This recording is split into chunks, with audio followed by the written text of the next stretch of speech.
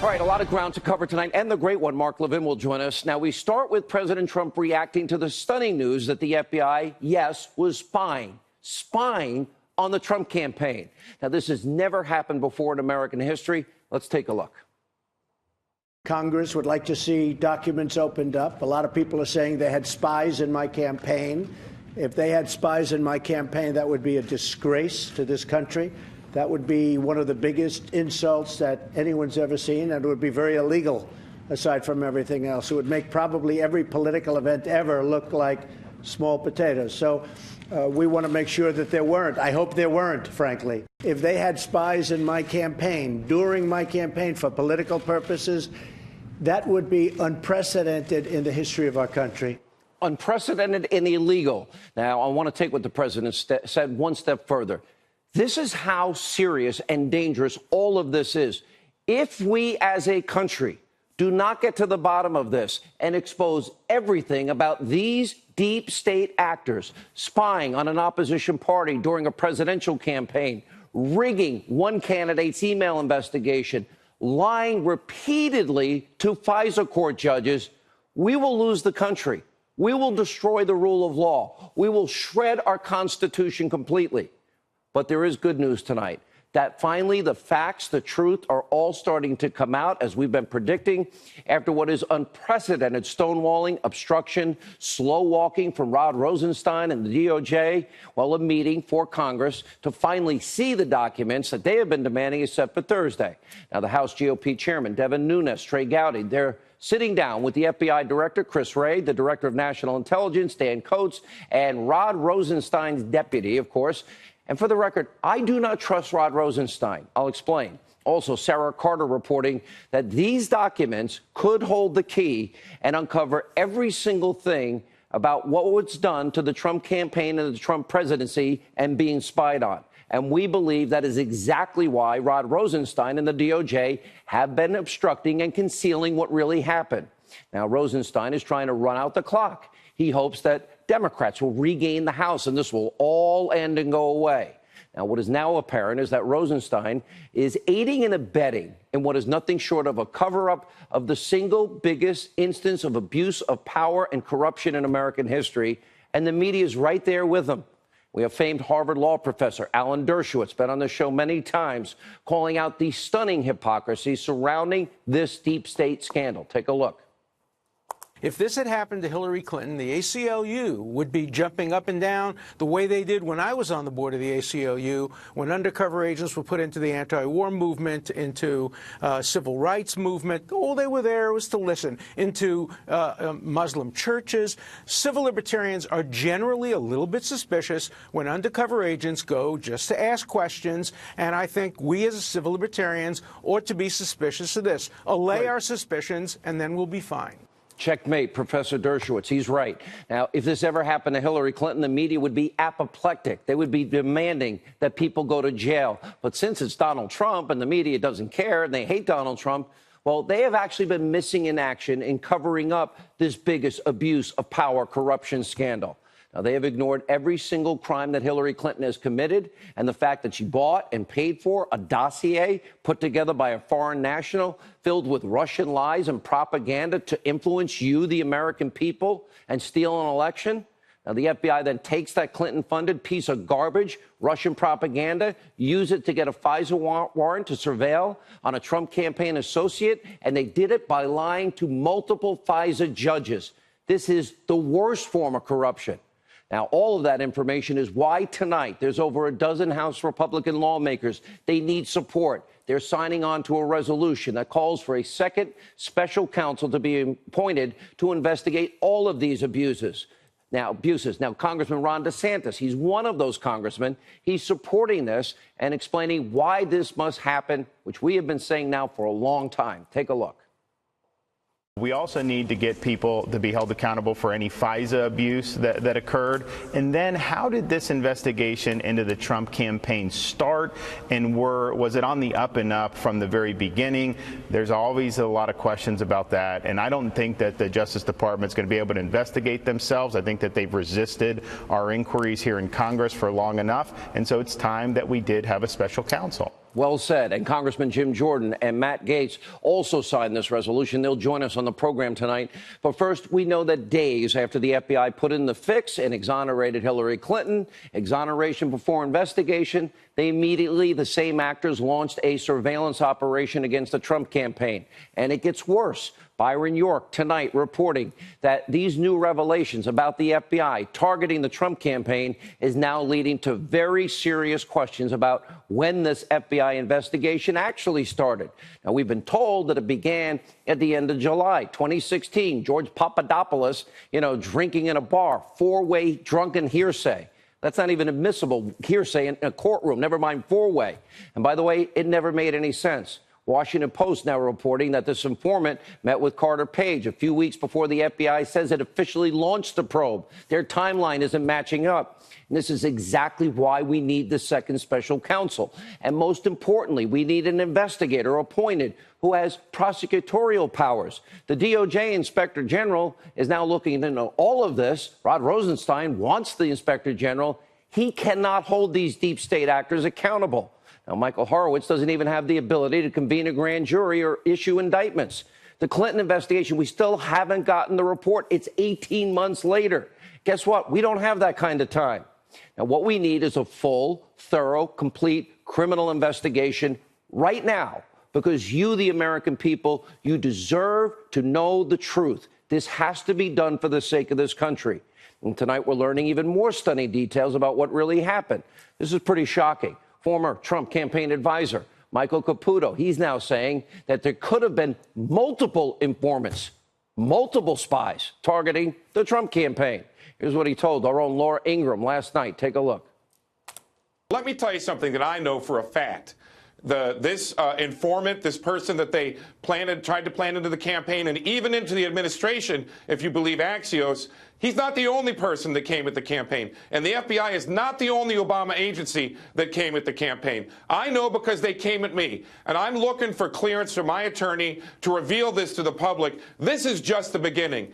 And I'll tell you, when we finally find out the truth about this, Director Clapper and the rest of them are going to be wearing some orange suits. I think he's right. Remember, that individual, Mr. Caputo, remember, he came on this program and said, after I met with the special counsel, he said, we'll be watching you on TV. Really, Mr. Mueller? Is that how you want to run your investigation? Now, we could have now multiple spies, multiple informants. Chairman Nunes, he's saying the exact same thing. And if you're shocked by that, take a look at what Caputo revealed today. Take a look.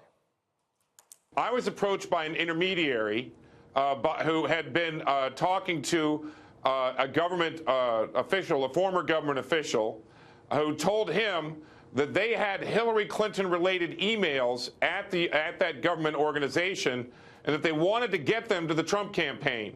This was May 6th that he heard that in 2016. I was told by the intermediary on May 9th that they wanted to get them to me. I gave this information to the House Intelligence Committee. I gave this information to the Senate Intelligence Committee 2 weeks ago. And I gave this information to the Mueller team, and they never reached out to the intermediary to check on it. Oh, so they don't care. It doesn't fit their predetermined narrative. Now, Caputo later explained during that interview with Neil that he turned down that offer for Clinton's emails. That is explosive information. And according to Caputo, Robert Mueller, you don't care about that? Really? Maybe too busy thinking about Paul Manafort's 2005 taxes. It explains everything you need to know why this is a witch hunt. Their goal has been to get candidate Trump and now President Trump. It's plain and simple. Now, the great one, Mark Levin, he has something very important to say about all of this later tonight. But first, even more breaking news to tell you about. Senate Homeland Security Committee Chairman Ron Johnson, he is demanding more information about the FBI's apparent awareness that media outlets had information about Christopher Steele, the foreign national with Russian sources, before the president-elect Trump was even briefed about it. And according now to FBI emails that Johnson's committee has obtained, the FBI had what they called a, quote, sensitive matter team that was actually communicating about the Steele dossier. Now, 2 days before CNN ran a story about the dossier even in existence, Andrew McCabe, deputy FBI director, sent this email, subject line that read, "Flood is coming." And then he goes on to write, CNN is close to going forward with the sensitive story. The trigger for them, CNN, is they know the material was discussed in the brief and presented in an attachment. And what do you know? CNN then runs the story, and then BuzzFeed publishes that entire phony Russian Clinton finance dossier. Now, Senator Johnson is now demanding to know who was a part of this sensitive matter team. Now, he's also asking for all of the documents, all the communications between Comey, James Clapper, and their staffs regarding the Trump Tower dossier briefing. Now, remember, the House Intel Committee's report on Russia, it found that Clapper, the former director of national intelligence, leaked information to CNN. He now works for them about the dossier. Becomes a contributor now on the fake news network. Predictably, he recently denied any wrongdoing. Of course, we already know he lied on oath. Take a look. I didn't have any contact with media until after I left the government on the 20th of January. So I don't quite understand, at least what I've read, that somehow I leaked about the dossier. So let me get, so you didn't leak anything about the dossier to any media? No, not, I mean, I talked about it after I left the government, but not during that period, and certainly not between the 6th of January and the 10th when the president-elect himself talked about it. Yeah, remember that Christopher Steele in interrogatories in Great Britain under oath said, yeah, well, it was raw intelligence, maybe 50-50 true. That becomes the basis for a FISA warrant, and Clapper is now firing back at the president, of course, lash out at him, and he doesn't like being called a liar, which he is. Let's watch. The president tweeted about you, quote, Clapper is a lying machine who now works for fake news. So a lot of people I know, first of all, what was your reaction to that when you first saw that? Well, the president's calling me a lying machine. Well, okay. What that stems from is an exchange I had with Senator Wyden 5 years ago in March of 2013 about a surveillance program, and he was asking me about one, and I was thinking about another. So I made a mistake, but I didn't lie. Oh, just like Hillary made a mistake, she acid washed her hard drive. As we've been saying, Clapper, all of his deep state friends have the right to remain silent. I have some friendly advice. I tried to give it to Jim Comey. Stop talking, lawyer up, a storm is coming. Now, demoted DOJ official Bruce Orr is another one of these deep state minions who's feeling the heat tonight. The Senate Judiciary Committee chairman, Chuck Grassley, he wants to see all the communications between Orr and the former British spy and dossier author Christopher Steele. Remember, Orr is the guy who was in communication with Steele both before and after the election. And it was Orr's wife, Nellie. She actually worked for Fusion GPS, helped put together the op research that turned out to be lies. And Grassley now wants to know if Orr was giving the FBI information that Steele provided after Steele was fired by the FBI for lying about his contacts with the media. All right, another big story we're following tonight. We do have an update on the nuclear showdown with little rocket man in North Korea, Kim Jong-un. President Trump is now saying the June 12th summit, well, might not work out. Take a look. There are certain conditions that we want, and I think we'll get those conditions. And if we don't have the meeting. And frankly, it has a chance to be a great, great meeting for North Korea and a great meeting for the world. If it doesn't happen, maybe it'll happen later. Maybe it'll happen at a different time. But we will see. But we are talking. The meeting scheduled, as you know, on June 12th in Singapore. And whether or not it happens, you'll be knowing pretty soon. But we're talking right now. The president's entire approach to these talks has been, we'll see what happens. And for all you haters of Trump out there on the left, you need to watch how a pro negotiates. As Trump has said in his own book, The Art of the Deal, you have to always be willing to walk away up to the last second. And I get it. You liberals, you're upset because the president isn't bowing and kissing the ring of Kim Jong-un and offering pallets full of cash and other currencies like the $150 billion Obama gave the mullahs.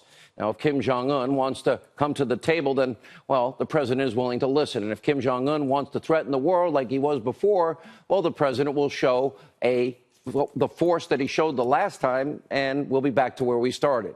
Now, the president is reacting from a position of strength. Let's see. He's given up nothing. Kim Jong-un is making every concession. And speaking of those concessions, North Korea is now inviting international media to watch their dismantling of their nuclear test site. and he crossed the DMZ, and he released the hostages, and we didn't pay him anything. All right. Also, great news for the president tonight and Republicans in Congress. Look at this. The GOP now holds an edge over Democrats in the generic midterm ballot for the first time in a brand new Reuters poll. Look at that. And back in late April, Democrats had a 10-point advantage in that same poll. And in another poll, they were 17 points back. Republicans were in January. And Nancy Pelosi may want to cancel those plans about becoming the next speaker. This will be the most important midterm election in our lifetime.